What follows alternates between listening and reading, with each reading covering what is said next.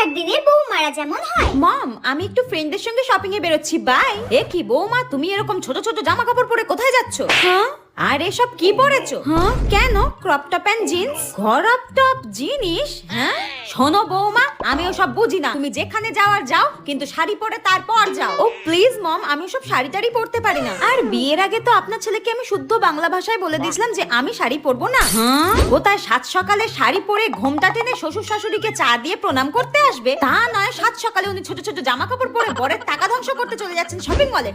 যাই হোক, আমার লেট হয়ে যাচ্ছে, বাই। আরে আরে, চললে কোথায়? রান্না বান্নার কি হবে? রান্নার কি হবে সেটা আমি কি করে জানবো? আপনি করে নিন, নইলে কোনো কাজের লোক রেখে দিন। আমি তো আগেই বলে দিয়েছিলাম আমি সব রান্না বান্না করতে পারবো না, আমার স্কিন খারাপ হয়ে যাবে। হায় ভগবান, এ কি যুগ পড়লো! আমি আজ পর্যন্ত ঘোমটা সরালাম না, আর এই মেয়ে ছোট ছোট জামা কাপড় পরে নাকি বিয়ের 5 দিনের মাথায় শপিং করতে যাচ্ছে। ছি ছি ছি ছি ছি।